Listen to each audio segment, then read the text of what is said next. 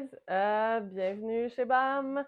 Là, je veux parler de la nuit qu'on a passée dehors. Si vous regardez sur le fil de nouvelles, le mur de FYP, le wall ou whatever, quelle app on se trouve en ce moment, les autres vidéos, on me voit, là, j'essaye le cocon à l'extérieur. On a passé une nuit sous le pont Champlain. Les températures étaient clémentes, évidemment. On est en saison estivale, mais je pense que ça a quand même descendu autour de 15. Puis, fait que, tu sais, c'était en fait l'idéal, là, tu sais, t'es isolé, mais finalement, t'as comme un petit vent frais vraiment parfait. Fait que comme je disais dans d'autres vidéos, c'est quelqu'un qui m'a sorti de ma zone de confort. On est allé essayer ça, tu sais, moi j'attendais de le faire dans tel contexte, avec telle personne, avec des travailleurs de rue, etc. Mais c'était super intéressant, puis tu sais, je peux dire, je peux le faire n'importe quand moi-même, là, tu sais. Ce qui m'amène au point de discuter du fait que j'étais accompagnée, j'étais avec quelqu'un.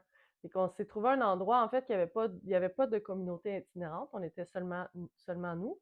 Mais mettons que j'aurais été tout seul, mettons que demain je décide de retourner tester. Il y a plein d'endroits qui seraient safe où je pourrais le faire, mais ça m'a projeté, puis cette vidéo-là est genrée en tant que femme, ça m'a projeté dans une situation où est-ce que j'aurais besoin d'utiliser le cocon, mais je suis une femme seule. Je pense que c'est peut-être plus rare que je le comprends, où est-ce que je serais une femme complètement seule, puis j'aurais besoin d'un cocon là.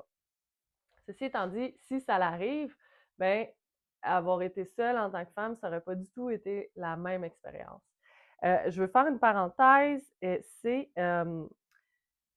j'ai découvert ça tantôt si justement tu es une femme ou tu connais une femme qui est seule puis qui a besoin d'un endroit pour dormir, je savais pas, tu peux contacter le 115.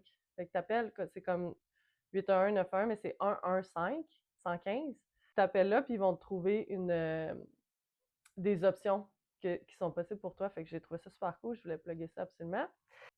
Ce que je voulais poser comme question, c'est qu'est-ce que vous préférez? Je vais peut-être faire une vidéo qui est non-genrée juste là-dessus. Mais qu'est-ce que vous préférez si vous avez besoin de dormir dans le cocon? Être visible ou pas être visible? Cette question-là vient au départ, tu sais, les gilets de hockey sont jaunes et rouges, c'est vraiment flash.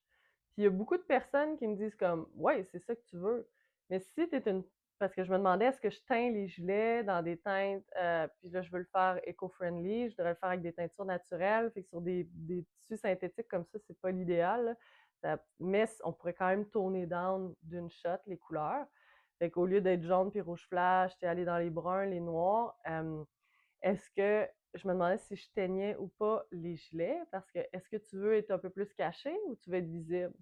Fait qu'il y a quelqu'un qui m'a dit, ben non, je vais être visible, tu sais, je veux pas qu'une moto, un vélo, peu importe, me roule dessus.